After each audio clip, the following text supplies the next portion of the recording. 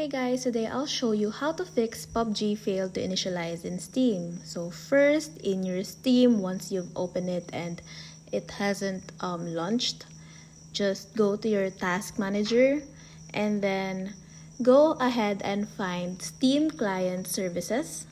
Just right click and end task for Steam Client Services and then try reopening the game again. Now if that doesn't work, just go back to your Steam library, right click on the game right here and go to properties. For your launch options, make sure you deleted whatever you have in here and then try to launch the game again.